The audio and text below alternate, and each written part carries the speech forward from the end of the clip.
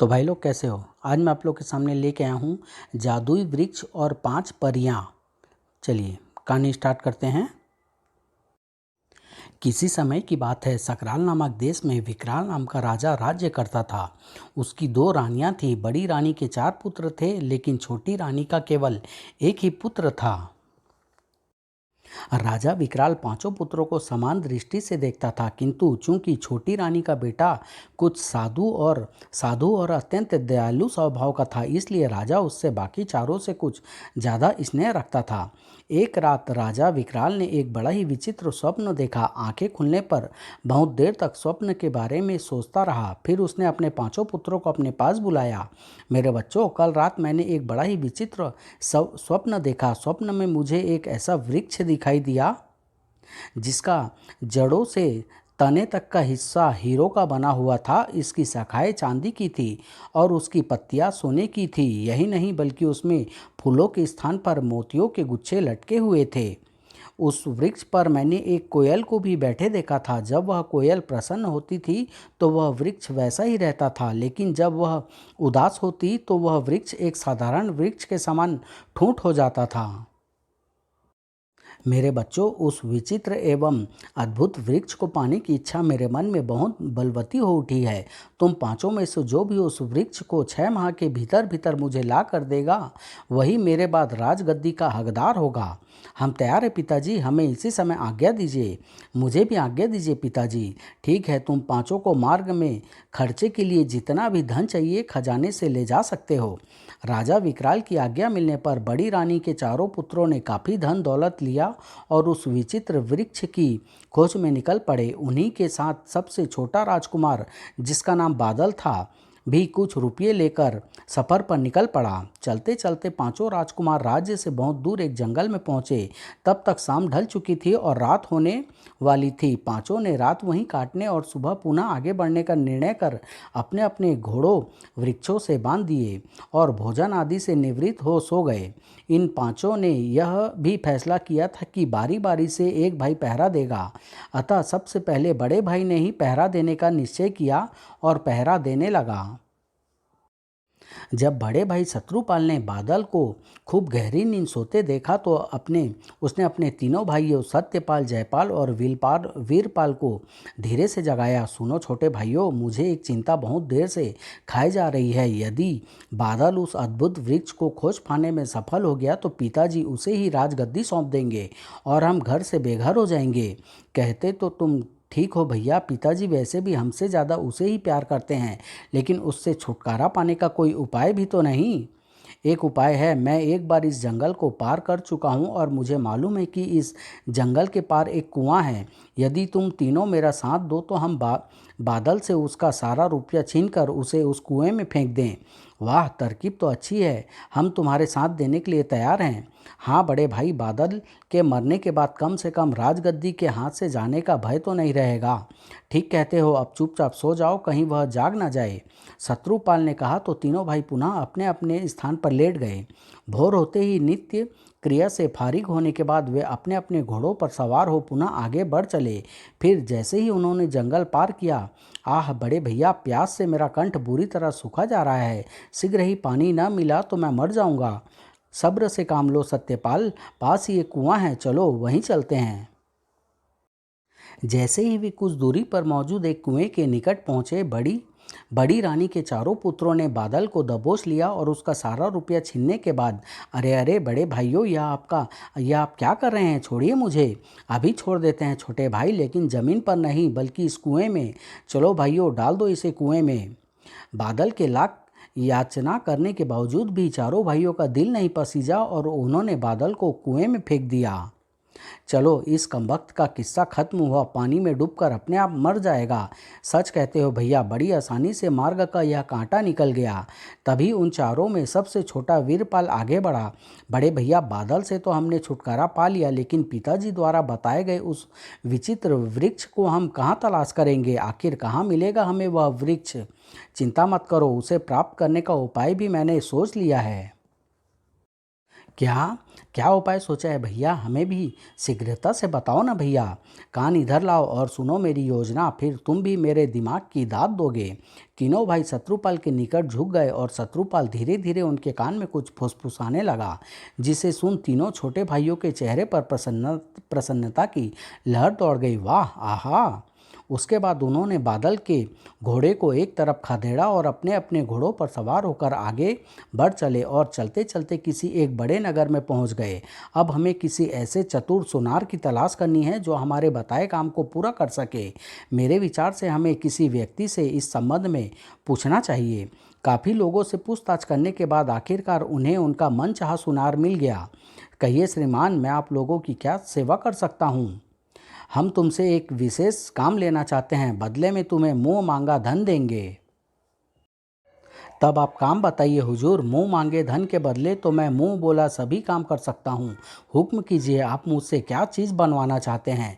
हम एक ऐसा वृक्ष चाहते हैं जिसकी जड़ें और तना हीरे के हों। और फिर शत्रुपाल सुनार को अपने इच्छित वृक्ष की रूपरेखा के बारे में बताने लगा। सब कुछ जानने सुनने के पश्चात सुनार मन ही मन प्रसन्न हुआ। मैं ऐसा वृक्ष बना सकता हूँ हुजूर, लेकिन इसके लिए मुझे 6 माह का समय और बदले में 10 लाख स्वर्ण मुद्राएं देनी होगी। ठीक है, हमें कोई इनकार नहीं। यह लो 5 लाख स्वर्ण मुद्राएं, बाकी काम पूरा होने पर तुम्हें मिल जाएगी। वाह हुजूर, जुग जुग जियो। सुनो, तुम्हें 2 बातें ध्यान में रखनी है। एक तो इस वृक्ष को बनाने के बारे में किसी को कानों कान भनक नहीं लगनी चाहिए। दूसरी, काम ठीक 6 माह के भीतर भीतर पूरा हो जाना चाहिए। आप बिल्कुल निश्चिंत रहिए हुजूर, दोनों ही बातों का मैं पूरा पूरा ख्याल रखूँगा। उसे वृक्ष बनाने का ठेका सौंप चारों भाई वहाँ से लौटकर उसी नगर में एक मकान लेकर रहने लगे और रंग रंगलियाँ मनाने लगे। इधर छोटा राजकुमार बादल कई दिनों तक कुएं में पड़ा पड़ा तड़पता रहा। लगता है अब मैं जिंदा नहीं बचूंगा। शायद पिछले जन्म की किसी कसूर की सजा भगवान ने मेरे भाइयों के द्वारा ही मुझे दी है। लेकिन एक दिन कुछ चरवाहे पानी पीने उसी कुएं पर आए तो, भाइयों मुझ दुखियारी की मदद करो और मुझे इस कुएं से बाहर निकालो। आए, कौन हो सकता है वह व्यक्ति और कुएं में कैसे गिर पड़ा? यह प्रश्न उसी से करेंगे। पहले समय नष्ट न करके उसे बाहर निकालो, रस्सी डालो, जल्दी करो, वरना कहीं वह मर न जाए।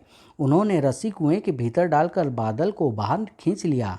भाई, तुम कौन हो और इस कुएं में कैसे गिर पड़े? मेरा नाम बादल है भाइयों। मैं इस कुएं में अपने आप नहीं गिरा, बल्कि मेरे भाइयों ने मुझे ज़बरदस्ती फेंक दिया।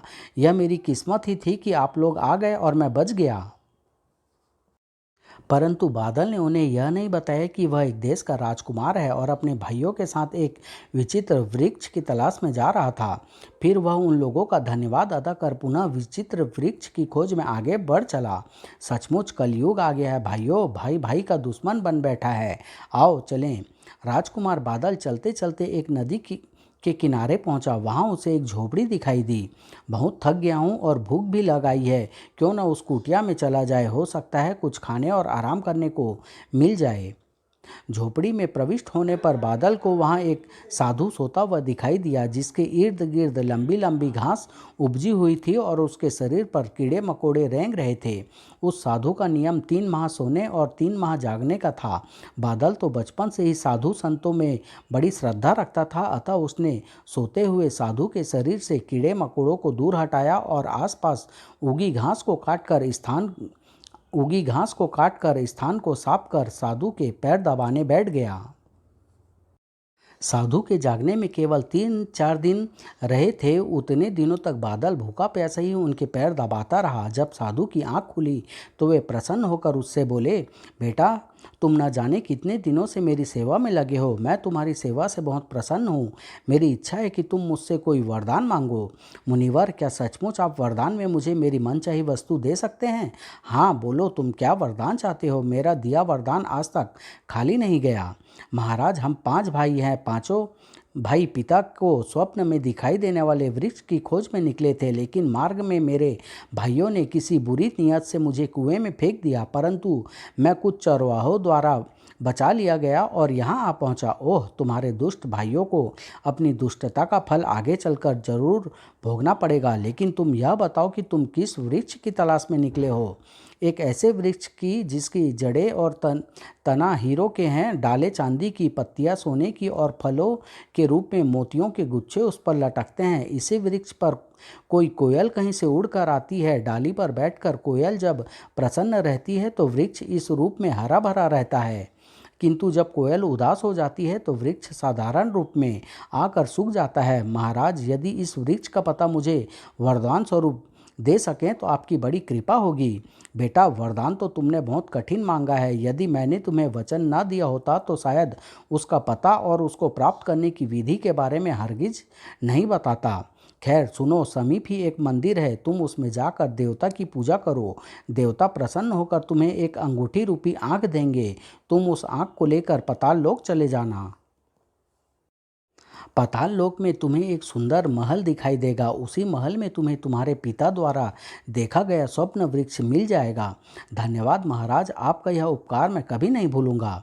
साधु को प्रणाम कर बादल पहले नदी किनारे पहुंचा और फिर नहा धोकर साधु द्वारा बताए गए मंदिर में पहुंचकर पूरी लगन और निष्ठा से देवता की पूजा करने में जुट गया। 1 माह तक घोर निष्ठा से पूजा करने के बाद देवता प्रसन्न होकर उसके सामने प्रकट हुए। हम तुम्हारी भक्ति से अत्यंत प्रसन्न हुए बेटा, बोलो क्या चाहते हो। भगवान, मुझे पाताल लोक जाने के लिए अंगूठी रूपी आँख चाहिए। देवता ने प्रसन्नता से वह आँख रूपी अंगूठी बादल को सौंप दी। यह लो बेटा अंगूठी रूपी आँख, इसके होते हुए तुम्हें पाताल लोक में जाने से कोई नहीं रोकेगा। यदि कोई रोके तो उसे यह आँख दिखा देना। आपका लाख लाख धन्यवाद प्रभु। देवता को प्रणाम कर बादल एक पहाड़ी के निकट पहुंचा, जहां मौजूद एक गुफा से पाताल लोक जाने का मार्ग था। बादल उस गुफा में प्रविष्ट हो आगे बढ़ने लगा। काफ़ी देर तक चलते रहने के पश्चात वह पाताल लोक में जा पहुंचा तो उसने सामने ही एक बहुत ही सुंदर महल दिखाई दिया। यही महल होगा, लेकिन कोई नज़र तो नहीं आ रहा। लेकिन महल के विशाल फाटक पर पहुंचकर बादल ने जैसे ही भीतर घुसना चाहा, न जाने कहां से आकर एक भयानक शक्ल सूरत के दैत्य ने उसका रास्ता रोक लिया। ए मूर्ख, कौन हो तुम और तुमने यहाँ आने की हिम्मत कैसे की? भाग जा, वरना इसी समय तुम्हारी गर्दन धड़ से जुदा कर दूंगा। मेरा नाम बादल है, मैं पृथ्वी लोक से आया हूँ। साधु बाबा की आज्ञा अनुसार मुझे इस महल में अवश्य जाना है। तुम जाकर महल में रहने वालों को सूचित करो कि अंगूठी रूपी आँखधारी एक व्यक्ति उनसे इसी समय मिलना चाहता है। अंगूठी रूपी आँख कहाँ है वह पहले मुझे दिखाओ। बादल ने अपने वस्त्रों से वह विचित्र आँख निकाली। लो, अच्छी तरह से देख लो और अपने मालिक को सूचित करो। अरे, उस अंगूठी रूपी आँख को देखकर दैत्य का न केवल गुस्सा शांत हो गया, बल्कि वह कुछ घबराया सा भी दिखाई देने लगा। आप कुछ पल यहीं रुके श्रीमान, मैं अभी आया, लेकिन जरा जल्दी आना। दैत्य महल के भीतर प्रविष्ट हो एक कमरे में बैठी एक सुंदर सी परी के सामने पहुंचा। स्वामिनी, एक पृथ्वीवासी इसी समय आपसे मिलना चाहता है और उसके पास आपके देवता की आँख भी है। ओह, उसे तुरंत आदर सहित यहाँ ले आओ। जाओ, जल्दी जाओ। आइए हुजूर, मेरे साथ आइए, मालकिन ने मुझे आपको लिवा लाने के भेजा है। चलो। दैत्य के पीछे चलता हुआ बादल महल के भीतर एक ऐसे कमरे के सामने पहुंचा जिसके दरवाजे पर लिखा था हीरा परी। आइए हुजूर, मेरी स्वामिनी आपके ही इंतजार कर रही है। आश्चर्यजनक, कौन हो सकती है यह हीरा परी? दैत्य के साथ बादल उस कमरे में प्रविष्ट हुआ जिस कमरे की हर वस्तु हीरे की बनी हुई थी। उसे देखते ही हीरा परी, जो कि अपने सुंदर हीरे के पलंग पर लेटी थी, तुरंत उठती हुई बोली, ओह, तो यह आप हैं। आइए आइए, पधारिए। आप ही को तो पति के रूप में पाने के लिए मैं पता नहीं कितने वर्षों से प्रतीक्षा कर रही थी। मेरा सौभाग्य है कि आज आप देवता की आँख प्राप्त करके मेरे पास आ गए। पता नहीं क्या चक्कर है, लेकिन फिलहाल मेरा अभिनय करना ही उचित होगा। अगले पल मेरे लिए भी आज का दिन बहुत खुशी का दिन है। हीरा परी के पास एक दिन रुककर वह राजकुमार ने महल के दूसरे भागों को देखना चाहा तो वही प्रहरी दैत्य उसे लेकर एक दूसरे कमरे के सामने पहुंचा जिसके ऊपर लिखा था चांदी परी। तो इस कमरे में भी कोई परी रहती है? आप भीतर जाइए मालिक, मेरी दूसरी स्वामिनी आपको इसी कमरे में मिलेगी। बादल उस कमरे में प्रविष्ट हुआ तो उसे वहाँ की सारी वस्तुएं चांदी की दिखाई दी। एक सिंहासन पर चांदी पर बैठी थी जो उसे देखते ही उठी और उसका स्वागत करती हुई वैसे ही बोली जैसे हीरा परी ने कहा था। आहा, आप आ गए स्वामी। मैं न जाने कब से आपकी प्रतीक्षा कर रही थी। आज आपको अपने पति के रूप में पाकर मैं धन्य हुई। आइए, पधारिए। ओह, यह भी मुझे अपना पति मान चुकी है। कुछ दिन चांदी परी के पास रहने के बाद जब बादल ने महल के अन्य भागों को देखने की इच्छा प्रकट की तो चांदी परी ने उसे तीसरे कमरे में भिजवा दिया, जो कि स्वर्ण परी का कमरा था। स्वर्ण परी के कमरे की सारी वस्तुएं सोने की बनी हुई थी। आइए स्वामी, स्वर्ण परी आपका स्वागत करती है। मजबूरी है, इसे भी पत्नी स्वीकार करना पड़ेगा। धन्यवाद स्वर्ण परी। कुछ दिन स्वर्ण परी के पास बिताने के पश्चात स्वर्ण परी ने उसे महल के चौथे कमरे में भिजवा दिया, जो कि मोती परी का कमरा था, जिसकी समस्त चीज़ें मोतियों की बनी हुई थी। मोती परी ने भी उसका स्वागत करते हुए उसे अपना पति बना लिया। कुछ दिनों बाद मोती परी ने बादल को महल के पांचवें कमरे में कोयल परी के पास भेज दिया, जिसके कमरे की सारी वस्तुएं उसी के रंग की थी। आपका स्वागत है स्वामी। आज काफ़ी समय बाद मैं अभागिन सुहागिन बनी। आइए, पधारिए। कुछ दिनों कुछ दिनों तक कोयल परी के साथ बिताने के पश्चात उन चारों परियों को साथ लेकर बादल हीरा परी के कमरे में पहुंचा और उन सबको संबोधित करके बोला, मैं अपने पिता के स्वप्न वृक्ष की खोज करते करते तुम सब के पास आया हूँ। तुम पांचों परियां मुझे अपना पति बना चुकी हो। मैं भी तुम सबको अपनी पत्नी के रूप में स्वीकार कर चुका हूँ।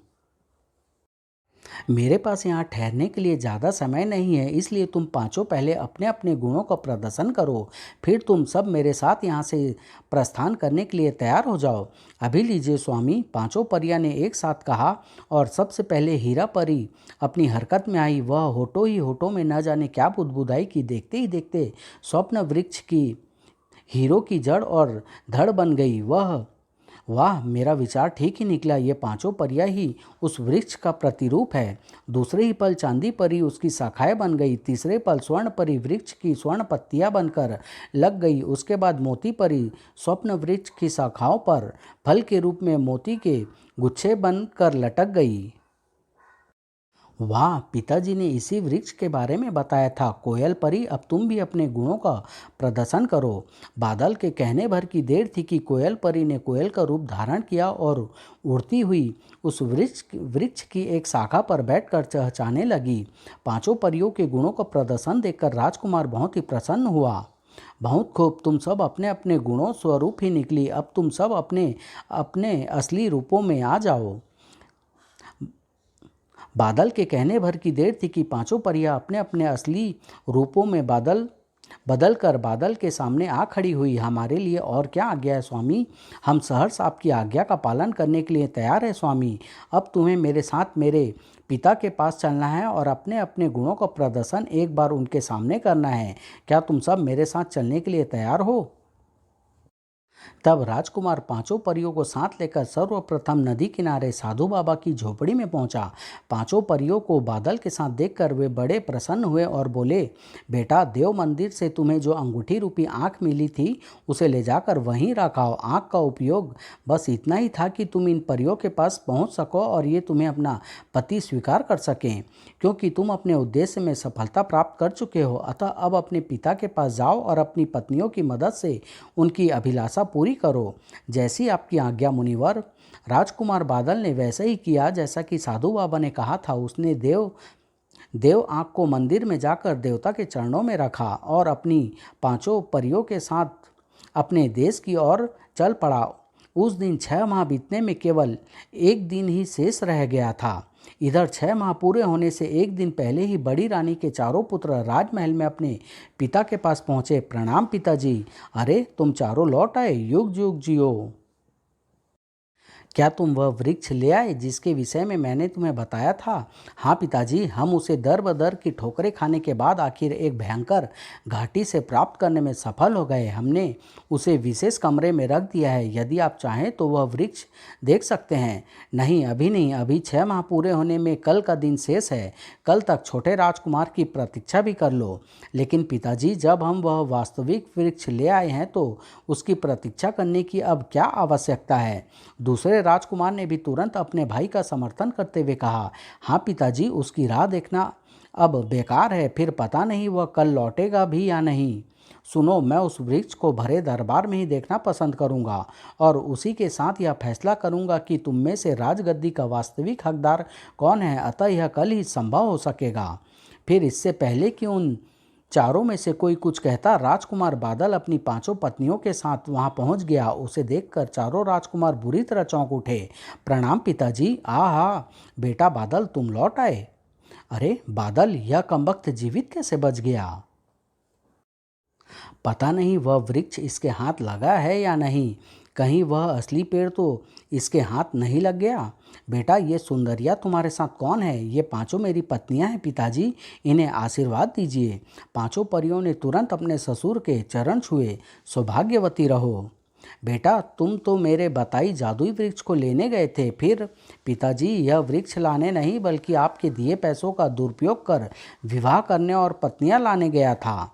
बेटा, क्या यह सच है? ऐसी कोई बात नहीं है पिताजी, मैं वह वृक्ष प्राप्त करने में सफल हो गया हूँ। यदि आप इसी समय देखना चाहें तो मैं वह वृक्ष आपकी सेवा में पेश कर सकता हूँ।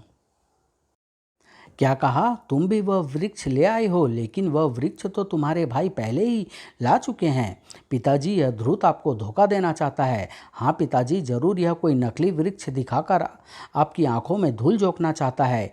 झूठ और सच का फैसला तो वृक्ष को देखने के बाद पिताजी अपने आप ही लगा लेंगे। बड़े भाइयों, मुझे केवल वह वृक्ष दिखाने की आज्ञा चाहिए। बंद करो अपनी बकवास, तुम्हारी बात पर कोई विश्वास नहीं करेगा। तुम्हें आपस में झगड़ने की कोई आवश्यकता नहीं। झूठ और सच का फैसला मैं कल भरे दरबार में तुम लोगों द्वारा लाए गए वृक्षों को देखकर स्वयं करूंगा। अब तुम लोग अपने अपने कमरे में जाओ और आराम करो। जो आज्ञा पिताजी। जैसी आपकी आज्ञा पिताजी। लेकिन जैसे ही वे जाने के लिए द्वार की ओर बढ़े, राजा पुनः बोल उठा, और सुनो, तुम पांचों में से जो झूठा और धोखेबाज प्रमाणित होगा उसे मैं कठोर से कठोर दंड दूंगा। अगले दिन भरे दरबार में, बेटे शत्रुपाल, पहले तुम चारों ही अपने वृक्ष को दिखाओ। जो आज्ञा पिताजी। बड़े राजकुमार के इशारे पर कुछ सैनिक उस वृक्ष को उठाकर दरबार में ले आए। पिताजी, यह रहा वह जादुई वृक्ष, देख लीजिए। जैसा आपने कहा था यह बिल्कुल ठीक वैसा ही है। किंतु इस वृक्ष पर कोयल कहाँ बैठी है, जिसके प्रसन्न होने से वृक्ष हरा भरा रहे और उदास होने से मुरझा जाए? मैंने स्वप्न में उस कोयल को भी देखा था। पिताजी, वह तो हमें इस पेड़ पर बैठी नहीं मिली। तब तुम्हारा यह वृक्ष बनावटी है। मैंने स्वप्न में वृक्ष के जड़, धड़, शाखाएं, पत्तियां और फल क्रम से बनते देखे थे और उस पर कोयल को उड़कर आकर बैठते देखा था। इसलिए भी मैं इसे वह वृक्ष मानने के लिए तैयार नहीं। राजकुमार बादल, अब तुम अपने वृक्ष का प्रदर्शन करो। जो आज्ञा पिताजी। कहकर बादल अपनी पत्नियों की ओर मुड़ा और उनसे अपने अपने गुणों का प्रदर्शन करने को कहा। सबसे पहले हीरा परी ने स्वयं को हीरो की जड़ों में बदल दिया। आश्चर्यजनक, वाह। उसके बाद चांद परी ने उसमें चांदी की शाखाएं लगा दी। सभी दर्शक इस अत्यंत ही आश्चर्यजनक दृश्य को देखकर स्तंभित हो रहे थे कि स्वर्ण परी ने उनमें सोने की पत्तियां लगा दी। अंत में मोती परी ने वृक्ष के फलों के रूप में मोतियों के गुच्छे लटका दिए। अरे बाप रे, यह तो जादुई वृक्ष लग रहा है। स्त्रियां पेड़ बन गई। बिल्कुल वही वृक्ष है। इसी तरह मैंने उस वृक्ष को क्रमशः बनते देखा था। लेकिन वह कोयल। राजा विकराल अभी कोयल की बात सोच ही रहे थे कि तभी कोयल परी ने अपना रूप बदला और वृक्ष की ओर उड़ चली। आए, यह कोयल कहाँ से आ गई और बादल की पांचवी पत्नी कहाँ गायब हो गई? वाह वाह, आहा, यही है मेरा देखा स्वप्न वृक्ष। तभी चारों भाइयों ने शोर मचाकर प्रदर्शन में बाधा डालने की कोशिश की। पिताजी, यह सब बादल का जादुई खेल है, आप इसके चक्कर में ना पड़ें। हाँ पिताजी, यह धोखेबाज आपको अपनी मायावी पत्नियों से धोखा दे रहा है। उनका शोर सुनकर कोयल उदास हो उठी, जिससे तुरंत ही वह वृक्ष सूख गया। यह देखकर वहाँ मौजूद सभी लोग छोटे राजकुमार की जय जयकार कर उठे। राजकुमार जिंदाबाद, छोटे राजकुमार की जय। बेटा, अब हमें कोई संदेह नहीं रहा कि यह वही वृक्ष है जिसे हमने सपने में देखा था। लेकिन एक बात हमारी समझ में नहीं आई कि तुम्हारी पत्नियां और इस वृक्ष में क्या रहस्य है। कौन है तुम्हारी पत्नियां? मारे गए, अब सारी पोल खुल जाएगी। राजकुमार बादल ने अपने भाइयों की दुष्टता से लेकर परियों से मिलने तक की सारी कहानी कह सुनाई। सारी बात सुनकर चारों राजकुमारों के प्रति राजा का चेहरा क्रोध से तमतमा उठा। सैनिकों, ले जाओ इन चारों झूठे, मक्कार और दुष्टों को और जीवन भर के लिए कारागार कारागृह में डाल दो। और राजा ने एक घोषणा दरबार में और की, आज से मेरा छोटा बेटा राजकुमार बादल ही हमारा विशेष प्रेम पात्र रहेगा और हमारे बाद राज्य का उत्तराधिकारी भी यही होगा। राजकुमार बादल जिंदाबाद। समाप्त।